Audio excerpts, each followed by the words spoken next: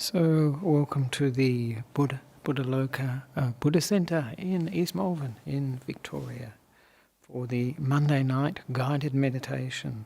And this is Ajahn Nissarano. Just to introduce myself, I'm an Australian monk who ordained with Ajahn Brahm in Western Australia about bit over 23 years ago. And have spent 14 years in Sri Lanka, and as I often mention, 8 years of those in a cave. And now I am based at Newbury Buddhist Monastery, which is about 90 kilometres from Melbourne. So this evening, as usual, we have an introduction to the meditation, and then a guided meditation, then comments, questions and complaints. So it's the usual format. And I always like a theme for the meditation. So this evening, the theme was going to be the inner smile.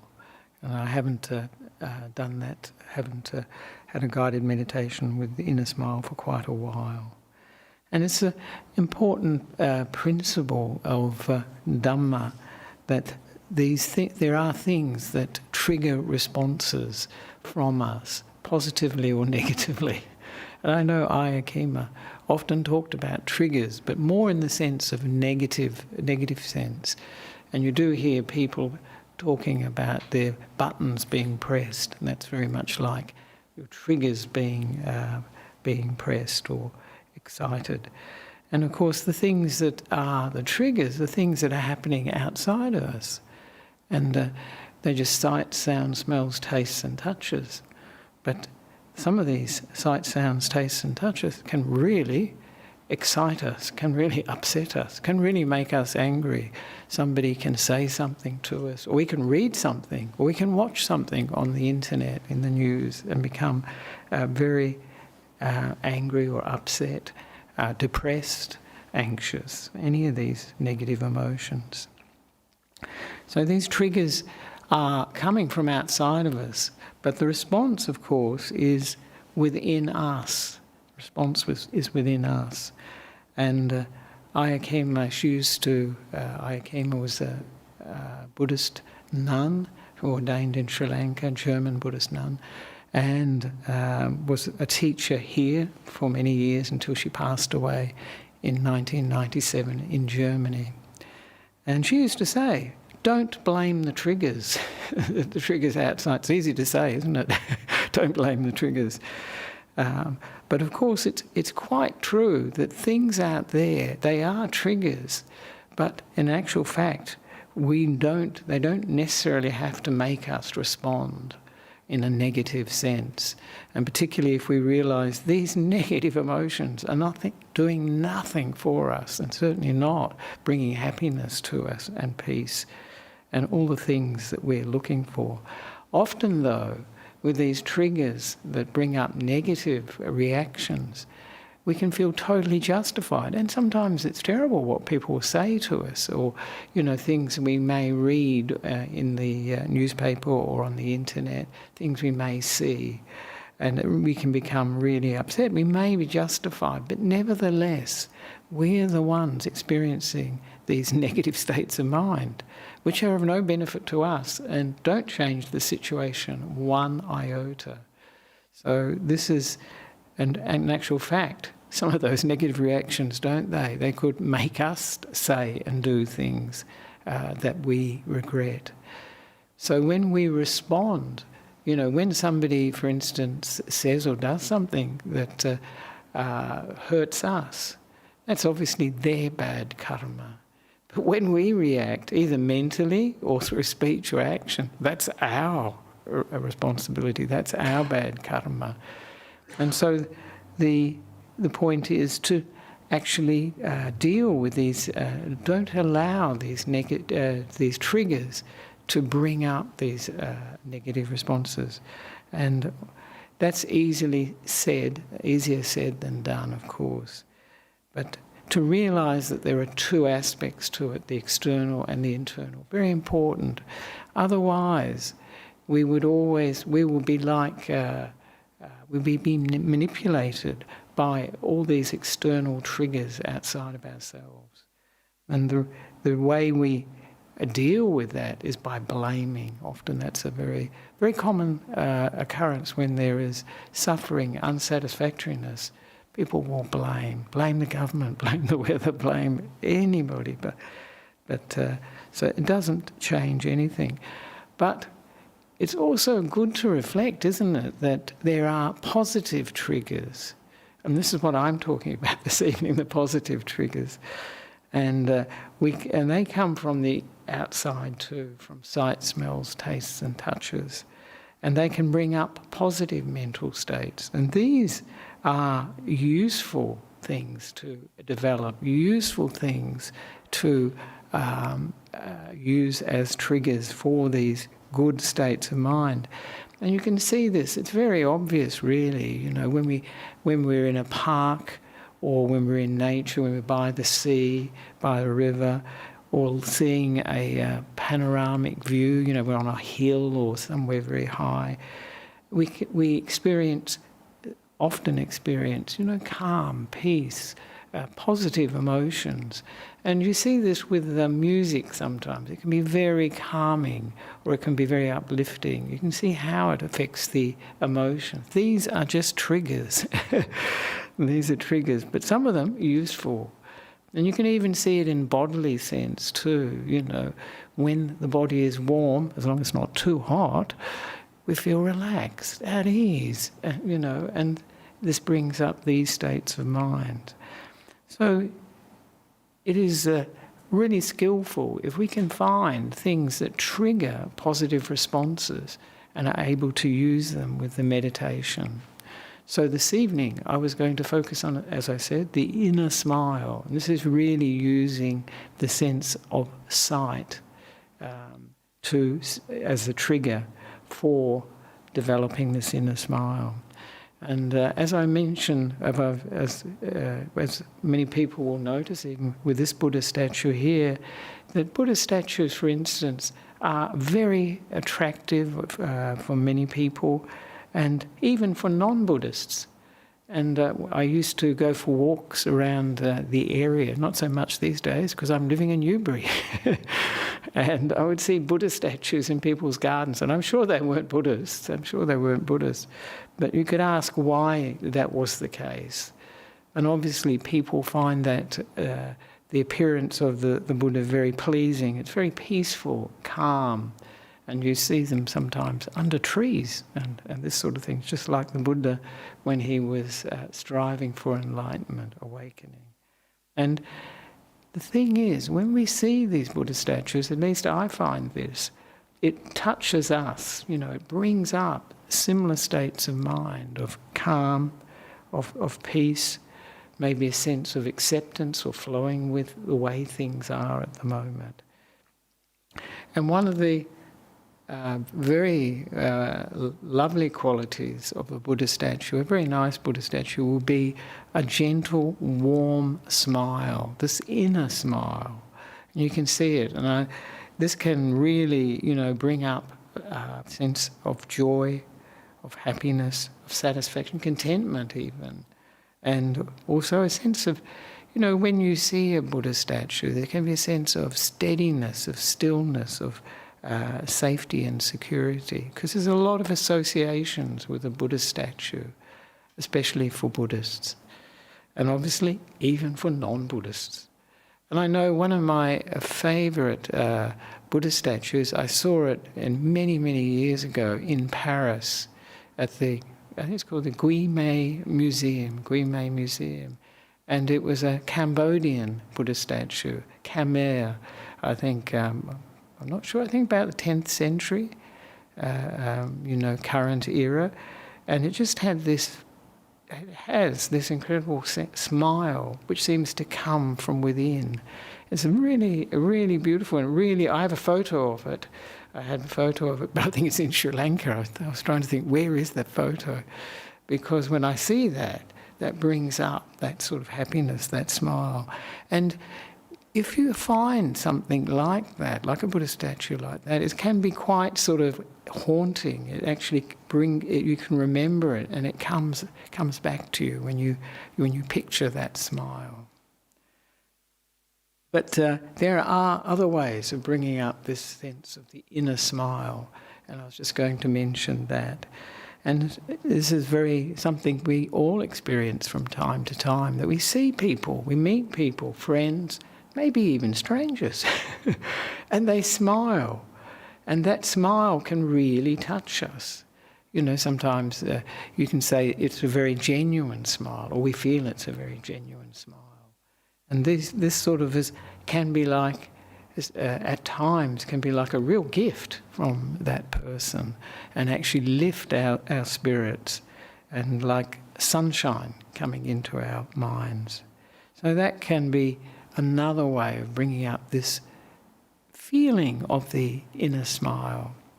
And another way is from photos of heartwarming smiles. This can be a very good way to bring up this sense of warmth and happiness and contentment. And I know, I find some of Ajahn Brahm's photos, he takes a very good photo.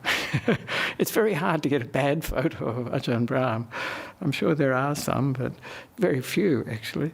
And I don't know if you have seen the coronavirus book that was published last year. It's a book about Ajahn Brahm, stories about Ajahn Brahm.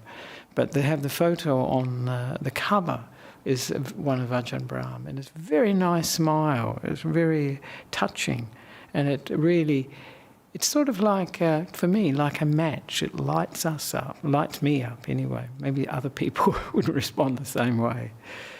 And the other way we can also bring up this sort of sense of inner smile, this inner warmth and ease, peace, contentment, is actually, and it sounds a bit strange, physically smiling, putting on a smile on the face. And somehow that does actually encourage this sense of inner happiness, inner warmth. It does affect the mind. And this bringing up these positive emotions is really a part of a developing right effort, because this is the sixth factor of the Noble Eightfold Path, and this is to develop and maintain positive states of mind, emotions, and to avoid or let go of negative states of mind. Sounds really easy, doesn't it? But it's not so easy, but it's something that we can really develop by developing these positive states of mind, maintaining them. We can, as it were, avoid and let go of the negative ones. It's a real shortcut. It's a shortcut. And also it's more enjoyable, more pleasant for us to live with positive mental states and negative mental states. We don't get much out of it with negative mental states. The only thing sometimes we may feel we're right and the other person's wrong. That's about it. And that's not a very good, it's not very rewarding. And how do we develop and maintain these positive emotions? It's just really by repeating them, bringing them up. And in that way, they become a part. They really become a part of us, a part of our character. And it sort of becomes like a habit, our default. And this is a good default. Many people have negative defaults where they're really good at getting angry, or they're very good at getting depressed, or very good at getting anxious. And this is only because it's been this experience has been repeated again and again. And then eventually we tend to own it and think we are that emotion, whatever it is, whether it be a positive one or a negative one like anxiety. So this is an important part of the Noble Eightfold Path when we develop these positive emotions and maintain them. And it brings up, as I said, all these positive emotions that we can develop. And when we think, for instance, of a Buddha statue, I often do this actually. I bring to mind a Buddha statue that I like, and then it's not only these qualities of, warmth of the inner smile that can come up. We can actually use it like a recollection of the Buddha, some quality of the Buddha. For instance, his loving kindness, his metta or maitri. We can feel that. So it can be also another way of doing a recollection of the Buddha, Buddha Nissati. Because we have a chant in Sri Lanka which says that the Buddha's qualities are ananta guna, so they're without end. The qualities of the Buddha, guna, are without end. So there can be any angle. You can bring up any of these emotions.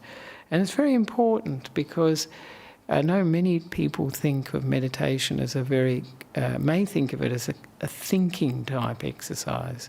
It's not at all. It's more of a feeling experience. And this is why Ajahn Brahm calls it, he often says it's a feely thing, meditation, not a thinky experience. And of course anybody who has meditated knows how the thinking can really take over and derail the meditation. Whereas these emotions don't necessarily create echoes in the mind. They just have this feeling that we can use with the meditation object. Because when we combine a positive, pleasant, enjoyable emotion, a feeling with the meditation object, it makes it much easier to stay with it because it's actually beautifying, for instance, the breath. Because the breath, well, I've never heard anybody say it's exciting or fascinating or interesting, but when we have this positive emotion and we bring it to the breath and infuse it into the breath, as it were, it makes the breath much more attractive. We want to stay with it and we enjoy the meditation. It's not hard work then. It's like if we're with a friend, it's very easy to spend time with a friend because we enjoy being with them. But if it's somebody we don't get on with, if we don't know them or we don't have much connection with them, then it's much more difficult to spend time with them, hang out with them. And also another aspect of the meditation that is very useful is to, and I've used this quite a lot myself actually, is locate the breath. We're not forcing it to be in a particular location, but we just realise where we're most aware of the breath. And that can be usually either the nose, the throat, the chest, or the abdomen. It can be anywhere really. And it can change from meditation to meditation. And that can be a very useful anchor for the mind. We don't force the breath onto it, we don't hold it there, but we're aware of that being a point where we notice the breath. And so we can use these two together, this feeling, positive feeling of the inner smile and the location of the breath. And I find when I use the location, when I've got that sense of a place, and it changes, as I said, from meditation to meditation, the mind is much steadier and less likely to wander off. But it's not forcing the mind to be there.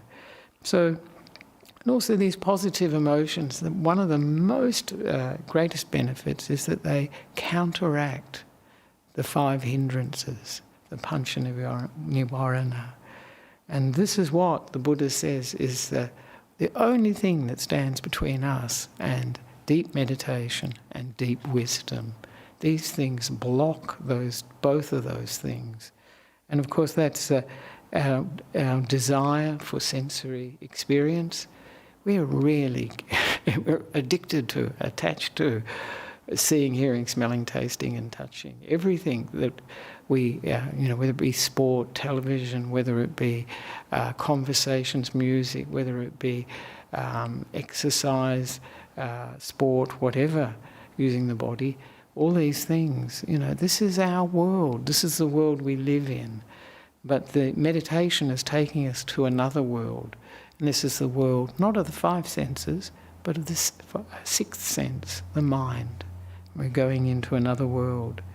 So when we have these positive emotions, whether it be this inner smile, loving kindness, compassion, whatever a positive emotion, it can overcome this hindrance of sensory desire. It can overcome the hindrance of ill will, this negativity that we, rejection, pushing away that we have in the mind. And it can overcome drowsiness and dullness. When we have a positive experience, when there is something that's enjoyable, we don't usually nod off. You notice that? If we're really engaged, we don't nod off. But and it gives us energy, we're interested, and this is what takes the mind to samadhi, is to oneness, is this enjoyable, this pleasant feeling of joy and happiness. And the fourth hindrance is restlessness and worry, when the mind can't settle on anything. But when we have this positive emotion from, say, the inner smile, this contentment, warmth, ease, relaxation, then this is very calming for the mind. The breath is pretty calming, actually. And as is a Buddha statue, for instance, for many people, it's very calming, very peaceful. And so this reduces that hindrance. And then the hindrance of doubt too, it reduces. Because we are just focused on something quite pleasant, quite enjoyable, and we're not wondering whether I'm doing, well, you still could possibly wonder, am I doing it right? Is this the right meditation? You know, all these sorts of things. And I like to mention too that Ajahn Brahm's first meditation teacher, his advice to Ajahn Brahm was to go every day, to go to the mirror and to, in the morning, every day when he got up in the morning, go to the mirror and smile at himself, which sounds incredible, doesn't it, really? And he said, if you can't smile, you can't raise a smile, then use your fingers to create an artificial smile. And of course, he said he did this for 2 years, which is quite amazing, and that he thinks it's possibly why he smiles quite a lot. He's got a very good smile, actually. And I've tried it too, and it really does work, especially if you use the two fingers. It's so ridiculous. You end up, you can't help smiling. It's almost laughing, actually. It seems so ridiculous. But as I often mention when I talk about this story, is I think, why would any meditation teacher say that to a student? And the only thing I can think of was Ajahn Brahm was too serious. Isn't it hard to believe? Hard to believe. But I know, I certainly have some proof of that, because I don't know if you've seen that video about Wat Pah Chat, where this is the monastery for foreign monks that Ajahn Chah established in northeast Thailand, and Ajahn Brahm was there for about 8 or 9 years. And there's a video that was made in the late 70s, and he appears in it in a number of times. Very serious. Unbelievably, actually. So, but also a deeper aspect to why one brings up the smile and so on is that we need, for the meditation, this joy and happiness is actually an essential ingredient for meditation, for it to develop and go deeper. Sometimes people feel that their meditation is plateauing, it's not really going anywhere.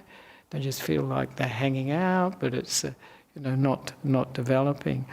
And the usual advice in that case is to develop this joy and happiness, bring it up in some way or other. Use something, a trigger, to stimulate it. And also Ajahn Brahm commented, talking about why he ordained in Thailand. He said, because the monks he met at the Thai Buddhist temple, he went to a few of the different Buddhist temples, but he said the ones at the Thai Buddhist temple, I think it's Buddha Deepa, in London, they smiled the most.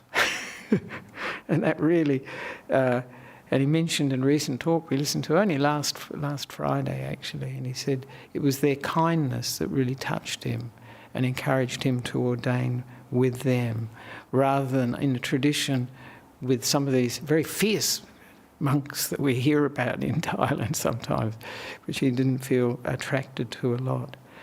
And of course that made me reflect too, that why did I ordain with Ajahn Brahm? Because he smiles a lot.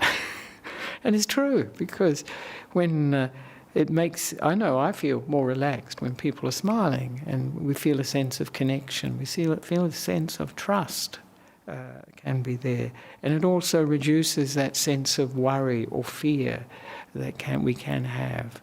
So this is a very important aspect of the practice, bringing out these positive states of mind. And this inner smile is one way to do it, actually. I find it very, very useful.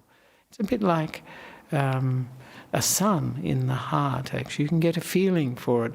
Once you develop it, you get a sensitivity for it, and then you can bring it up whenever you wish. You can remember it, as it were, and go back to it.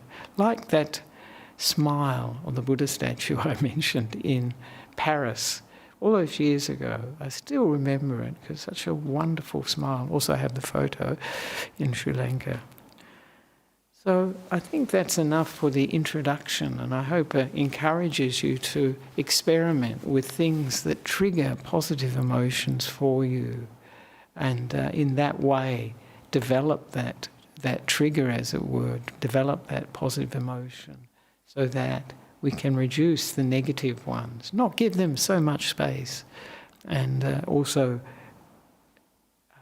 feed the meditation with this joy and this happiness, which we need for the meditation to really to develop.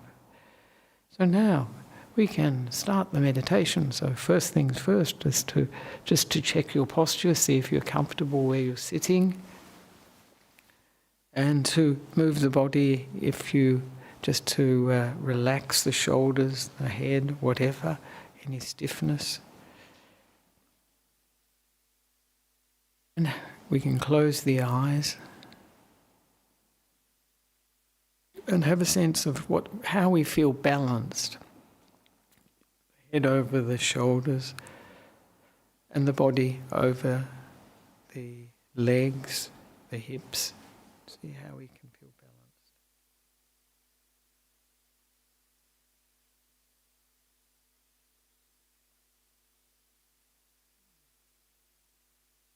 And so we can come into the present moment. We can leave the past and the future with our shoes at the door.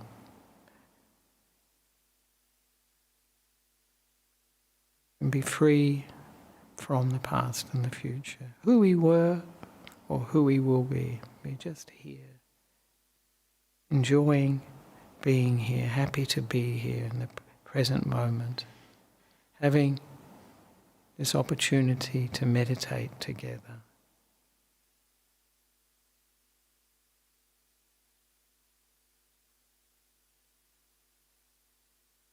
Just experiencing whatever comes up in the present moment.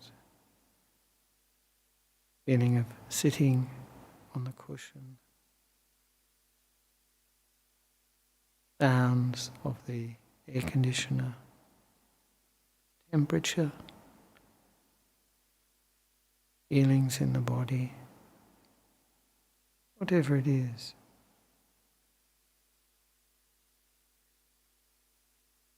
They're here and now.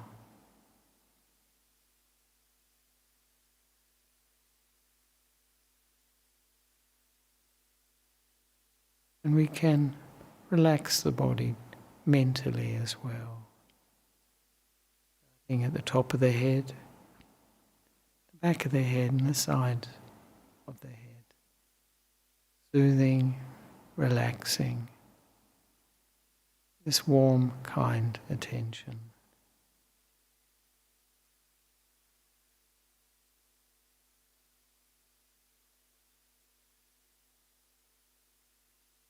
Bring our attention down to the forehead and soothing the forehead. the creases or wrinkles, whatever, to relax. Around the eyes, soothing them, allowing them to rest.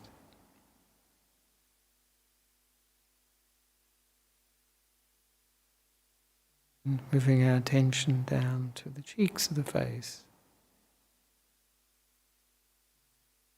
In this warm, relaxing attention.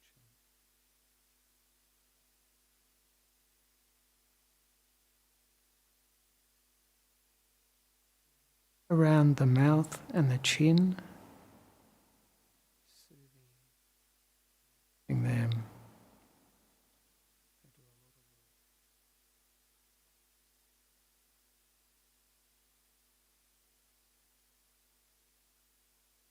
And then moving to the neck, all around the neck, allowing the neck to relax, to be comfortable.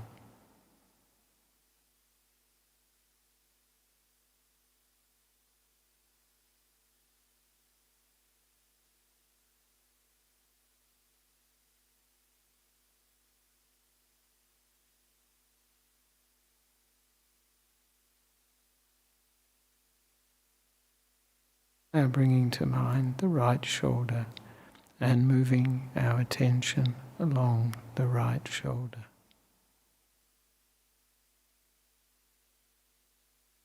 Slowly relaxing, allowing any tension to release.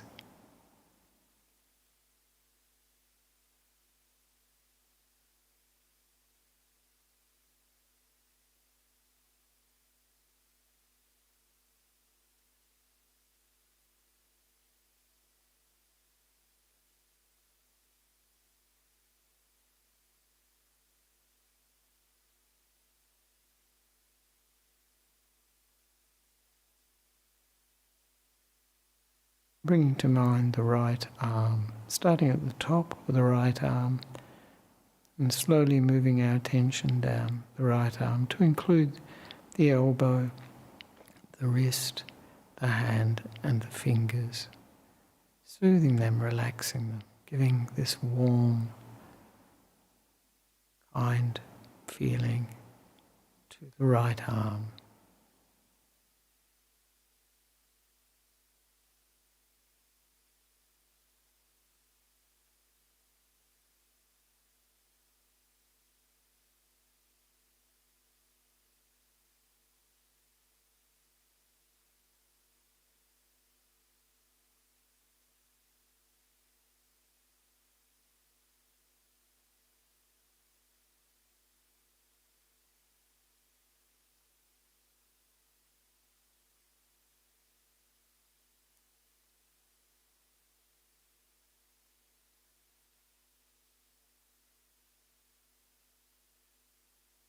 And moving our attention to the left shoulder and moving along the left shoulder, soothing the left shoulder, giving it a mental massage,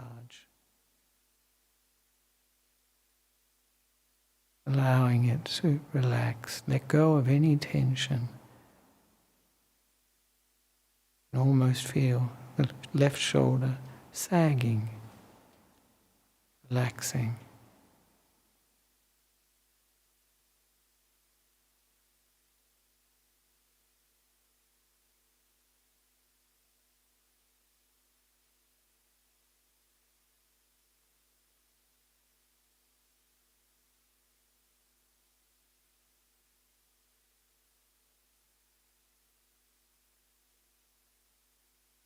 Now bringing to mind the left arm, starting at the top of the left arm and moving our attention down the left arm, all around it to include the elbow, wrist, hand and fingers.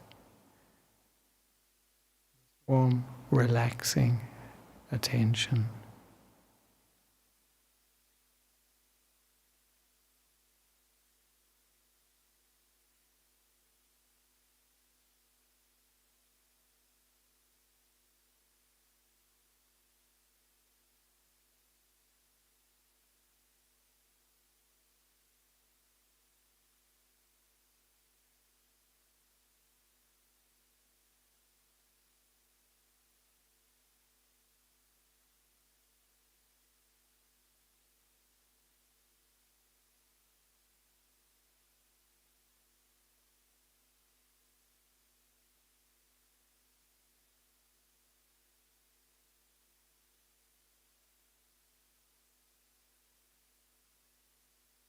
Now bringing to mind the back, starting just below the shoulders and moving our attention slowly down the back like a mental massage. Releasing any tension, any tightness, any pain, giving this warmth, giving this relaxation. Slowly moving our attention down the back.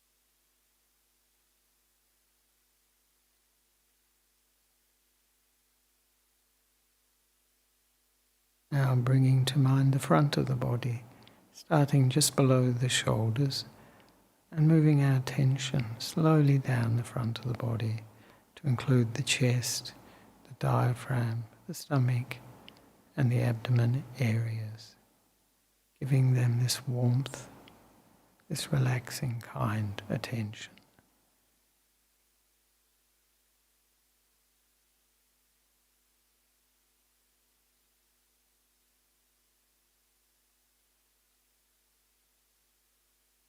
Soothing any tight or painful areas, any hard areas.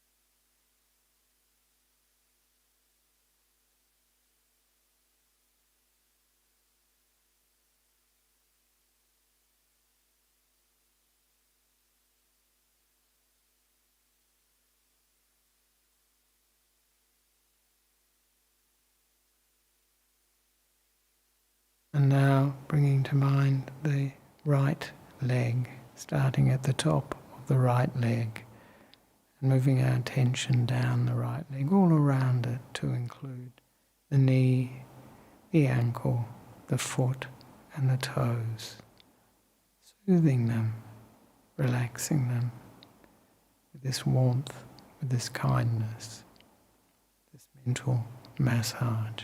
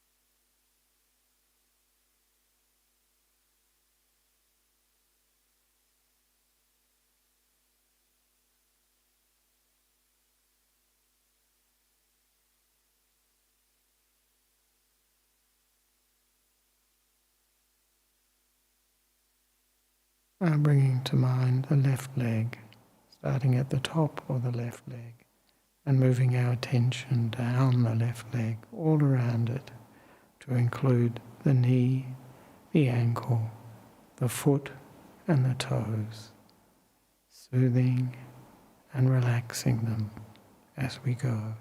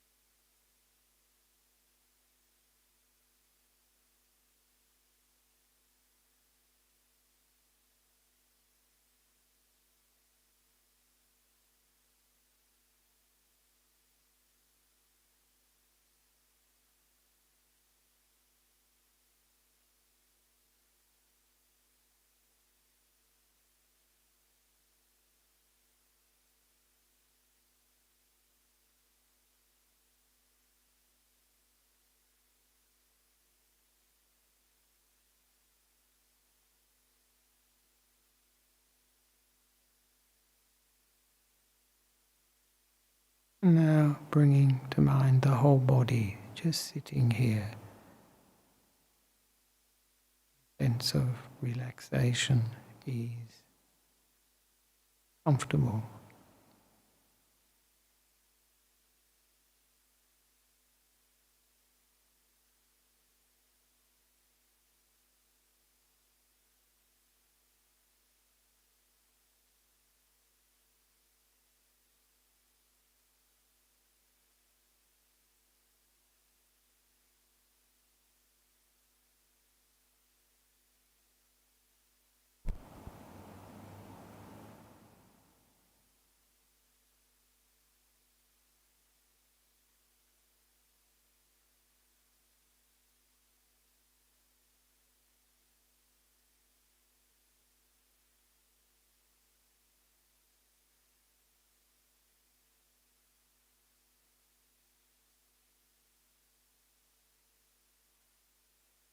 And now we can visualize, bring to mind a Buddha statue that has a smile that brings up or evokes a feeling for us.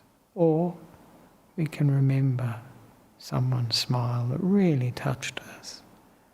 Or we can remember a photo of a smile that really touched us.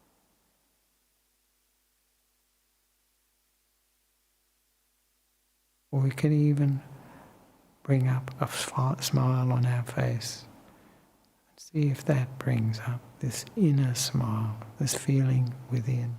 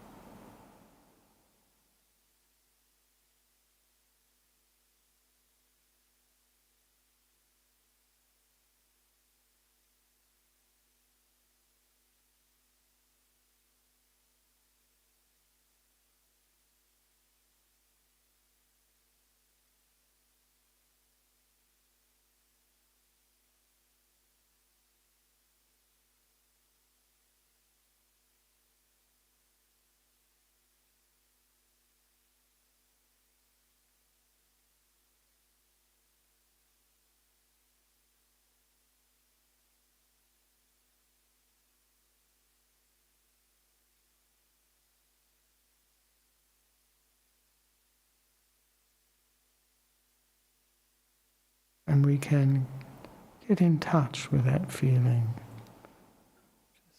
whether it be a feeling of warmth, relaxation, of ease in the mind, or joy,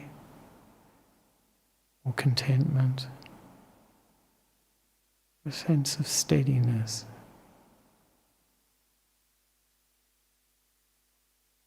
However we experience that feeling of the inner smile.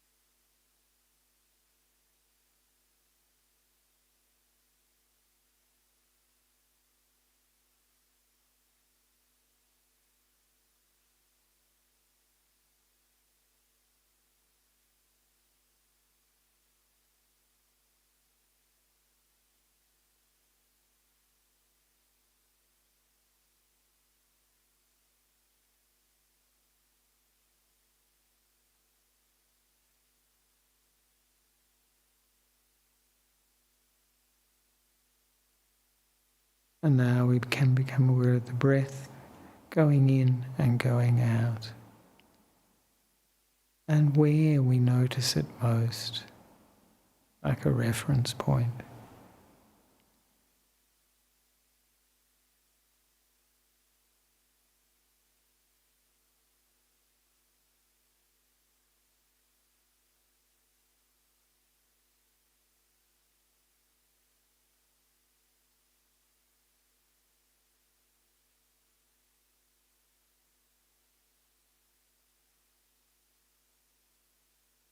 And we can bring this feeling of the inner smile to the breath coming in and going out, with this warmth, this feeling of ease, however we experience the sense of an inner smile, inner contentment.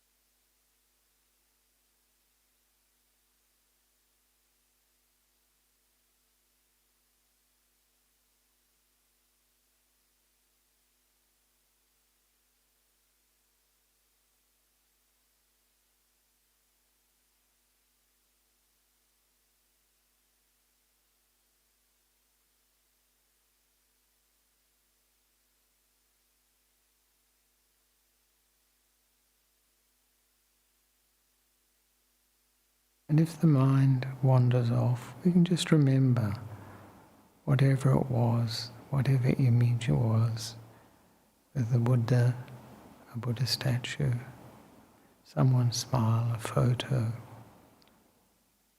or a physical smile that brought up this feeling. Remember that, and where we're most aware of the breath.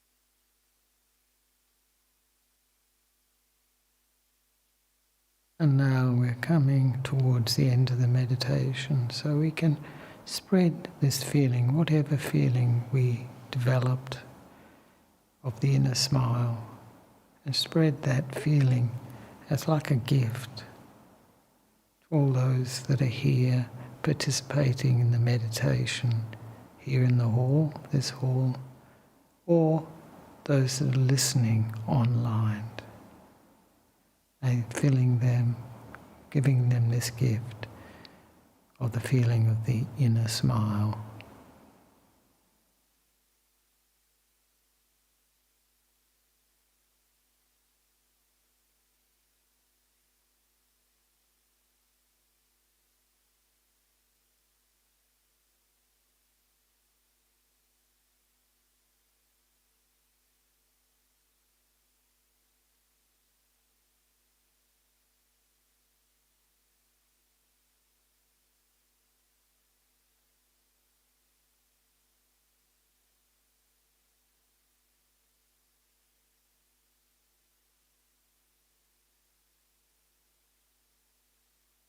And we can now expand that feeling further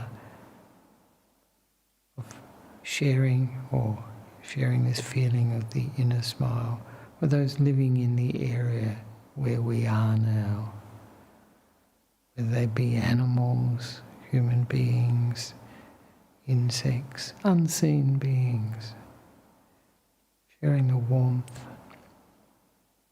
the kindness of this inner smile.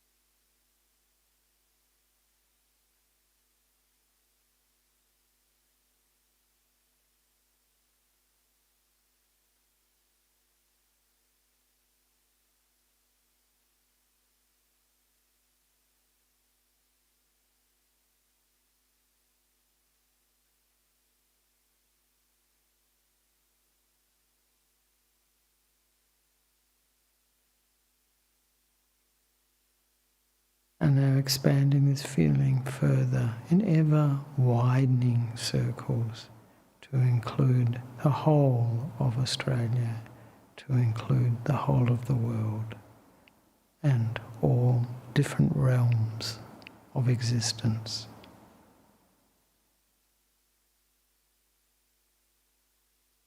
Sharing this feeling of the inner smile, warmth, kindness, acceptance, ease.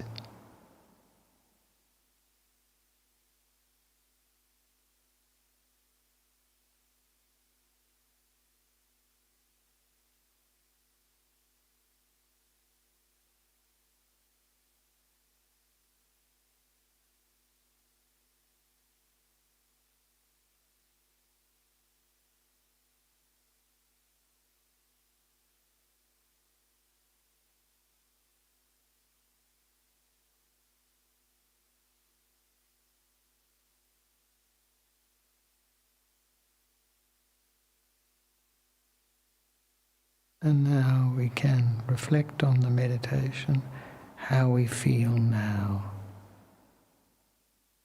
Do we feel different from when we started the meditation?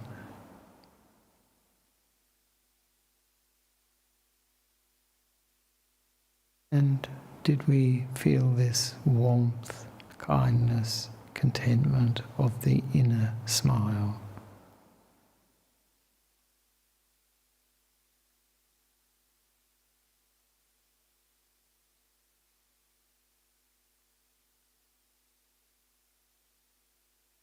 And what caused this feeling that that one experienced to arise? What caused it?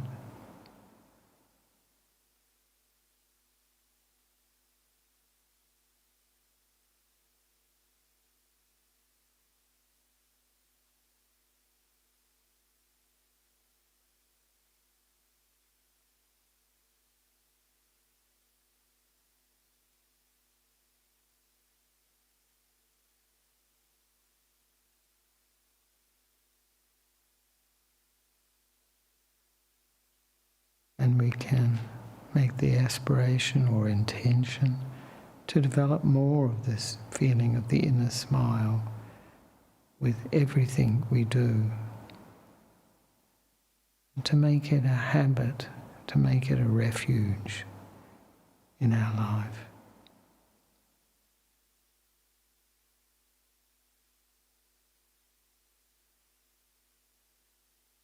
And we can anchor this feeling of the inner smile in our hearts and in our minds.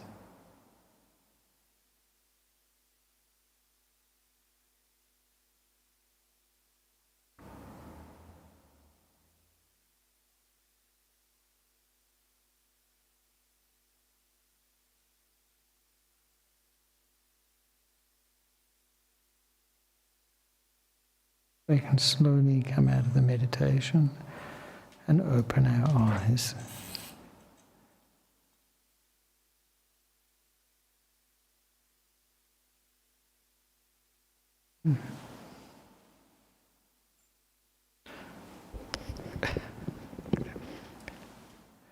So,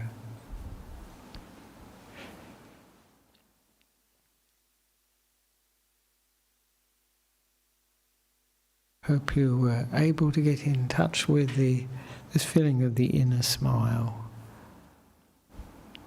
and to arouse, well, for this feeling to arise, whatever feeling you experience to arise, as a support for the meditation, and actually as a pleasant experience in itself. And maybe a good thing too is to remember to turn our phones off or turn them on to silent. It's a part of our lives, isn't it? So if there are any questions, comments, complaints.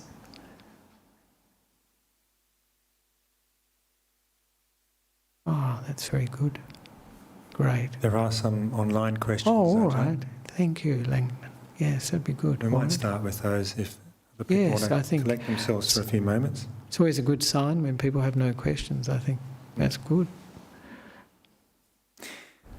The first question is from Luke. Can Ajahn offer some advice on an effective way or ways to calm the body and mind quickly after a strong emotional experience? Right, a way to calm the body and mind after a strong emotional experience. Usually, I find, and I think very effective, is to really do something with the body, like walking is very, very calming. Something that brings us more into the moment, and this is why a physical activity can be very, very useful in that case. And also, so that's a very good one because it grounds us and, just connects us with the body and takes us more away from, the mental strong emotion that we've experienced. But the other thing that can be useful, of course, is to have this loving kindness for ourselves. We're the ones that are experiencing this reaction, and I often call this the emotional first aid, when we have loving kindness for ourselves. And quite often we have the image of a mother's love for her child, it can be a father too, as an image for loving kindness. And one of the images I use is like a mother, soothing the child, patting the child, rubbing the child, stroking the child. Just having that feeling of it, it can calm the emotions down, and just give us that reassurance. We're using an association to bring up this loving kindness for ourselves. It is definitely not the time to start trying to give loving kindness to the other person that we may be upset with. That it doesn't really work because it's sort of plastering over our own reaction. We're the one that needs the attention. The other person may not. They may be feeling quite happy or untouched by, because sometimes some of the things that happen that disturb us can be accidental or not intended. Sometimes they can be intended.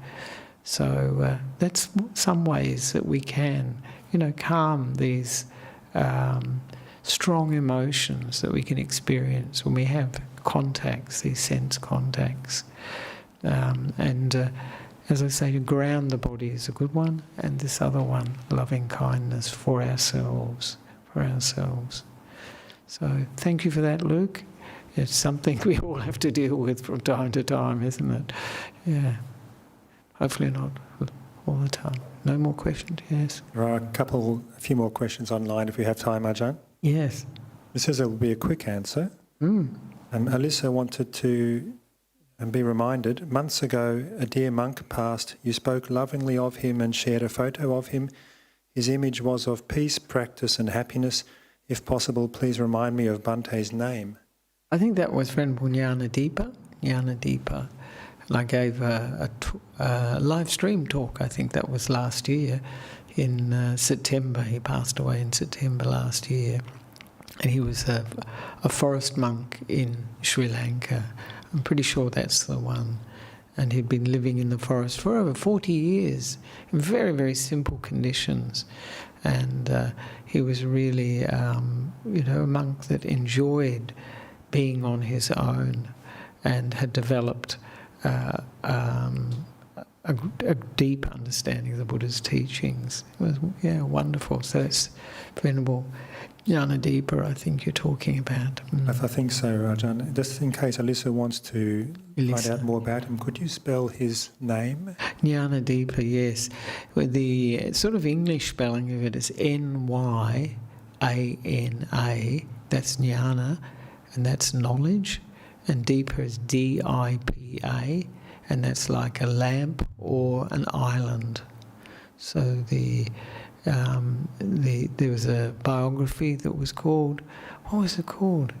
It was called something like The Inner Island or something like that, The Island Within, something like that, the biography of this monk, Venerable Jnana Deepa. And it's available on the internet as a download, free download. It's got lots of pictures, so well worth a read. Yeah, I haven't read it. I've read the pictures. So there we are, Lisa. Alisa. Hello, you. Jack. Yes. John, you said the one who had the incident with the elephant. Yes, that's right. He's from Denmark. Yeah. Not far away. So yes, that's right. So that was a great talk. Yeah, so he was an amazing practitioner. Someone that was a great inspiration for people. And I think people who have no intention of living in the forest just felt very inspired to see someone living like that, and I think that's a wonderful thing when we see someone that is living a life very similar to the time of the Buddha, actually, very simple, and just dwelling in the forest, and wonderful. Yes. So I hope that helps, Elisa. And have a look at that book about Venerable Jnana Deepa. Yeah. Next question is from Cassandra in Sweden. Oh, right. Not far from Denmark. In meditation, I often get thoughts of things I regret, yes, or fears about hurting people or making them sad.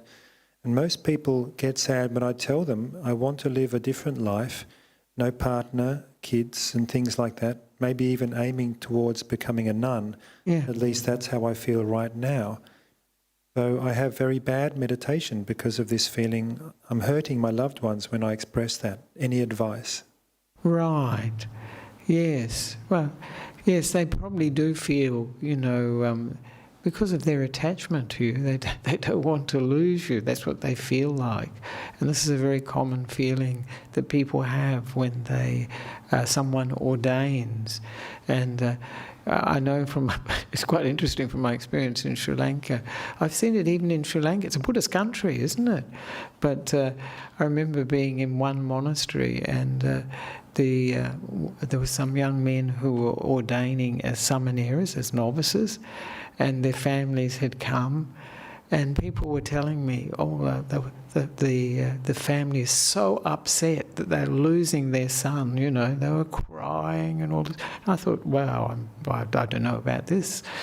And then they had the ceremony, and the ceremony was going along, and then this young woman fainted when he was doing his reciting some of the Pali that they do for the ordination. She fainted. It was his girlfriend. That's what I thought, and it was true. But it was really, they had this great sense of loss, you know, that they were losing their dear one. But what happens is, of course, you know, that can be the experience at that time. But later, often, not that much later, some years later, that really becomes a treasure for them that their son or their daughter has ordained. So there is pain. There is that feeling of separation. There is that feeling that they are losing someone that's very dear to them. But later, they really appreciate the fact that, especially if they've developed very good qualities, they've gone along the path further, that it becomes a great treasure for the family. And of course, you think of Venerable Ajahn Chah. I mean, I don't know if his family was very upset when he ordained, but he certainly became such a treasure, not only for his family, but for so many people throughout the world. And so, yes, there is that sense of parting, and, they will feel, as it were, threatened, because what's being threatened is their attachment to you, the fact that they hold you dear. And, the Buddha, of course, he mentions what is dukkha, what is unsatisfactoriness, being parted from those things which are dear to us. So this is not surprising. And so the best thing is not to perhaps dwell on it with the family, but just to practice and develop qualities that they can see in you and that make them feel more confident, that what you're doing is a good thing. They're obviously not Buddhists, probably, I would think, in Sweden. But often the thing that really brings people around is actually seeing good qualities in that person from their practice, that spiritual practice. That they become kinder, more gentle, more understanding, less reactive, all these good qualities. So this is something, you can develop, and that will give them more confidence. And then if you do become a monastic, yes, there will be some, trauma at parting, but later on it can be a very rewarding for the family and for yourself as well, because you have something you can give to them. And this is something, the spiritual life is really like a food for the heart. And so somebody that is practicing that, someone that's encouraging that in others by example, is really a treasure. It's really something much needed in this world. So, and I think this is a gift that you can give if you become a Buddhist monastic, a spiritual practitioner in any tradition, really, very, one that goes deeply into it. I was going to say seriously, but that doesn't quite. You want to have a sense of joy and lightness with it too. Yeah. So I hope that helps a person in Sweden. It's difficult, I think, because people don't understand what you're doing to a large extent. So, but they will understand if you start to develop very good qualities, and maybe to dwell on the fact that you're doing this not only for your own happiness, but for their happiness as well, for their benefit as well, your families and other people's as well, because that really gives us a lot of a boost in our practice when we realise it's not, well, for me it does, not just for ourselves, it's for others as well. Because sometimes people say that, oh, it's so selfish, isn't it? They're just looking after themselves, concerned with themselves. But it isn't, because when we develop these qualities, it's something that others experience too, and it can become sort of a model or an encouragement for other people. When we see good qualities in somebody, it allows us to see how we can develop it, and so this is something that's is very valuable in the world, much needed in the world. So I hope that encourages you in Sweden, and see how it goes. And so, thank you. Are there any questions? From the house.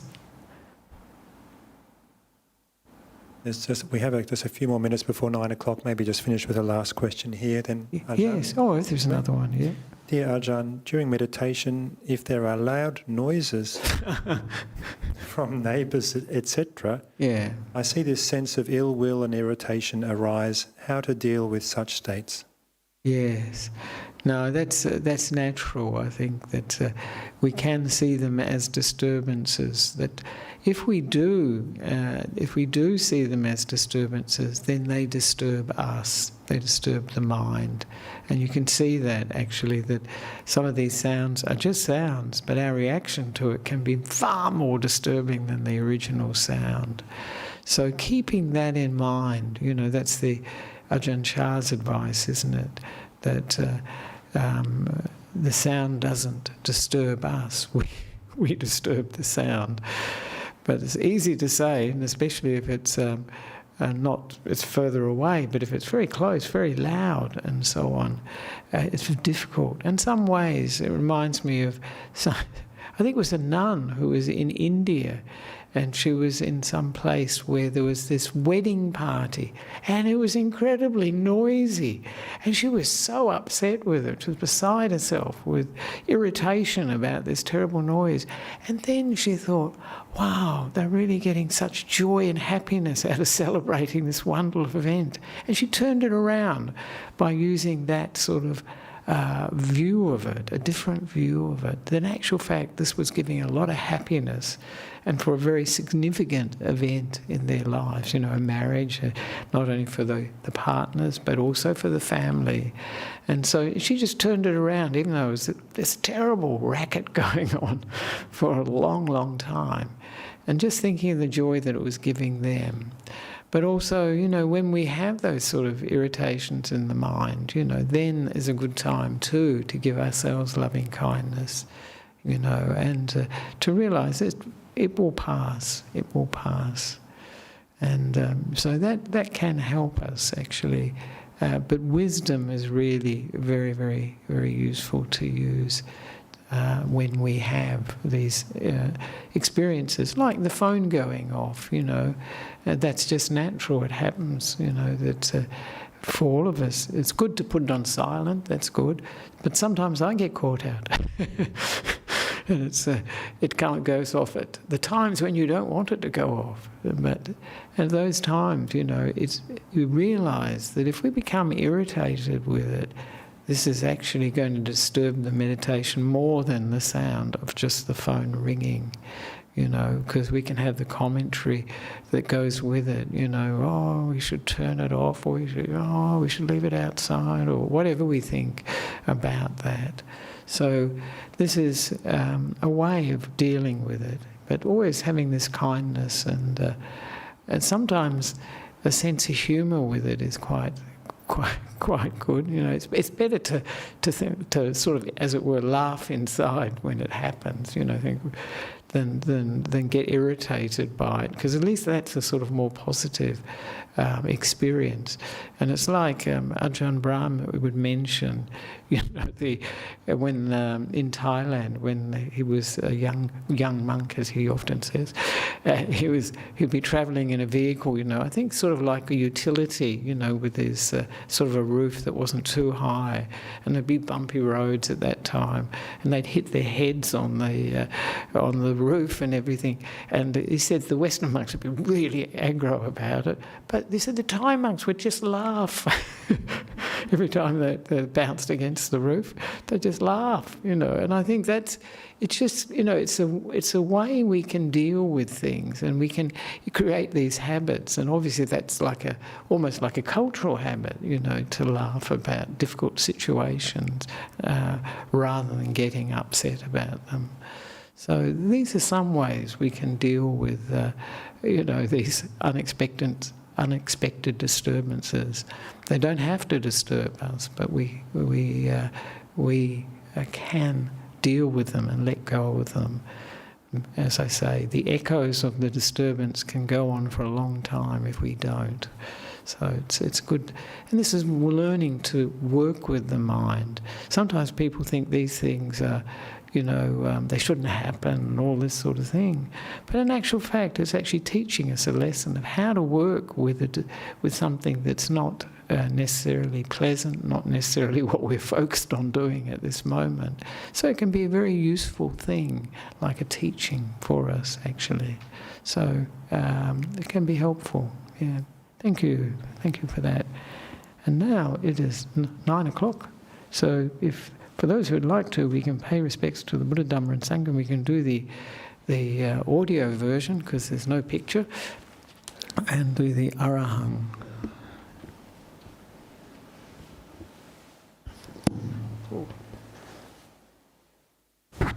Oh, there we are.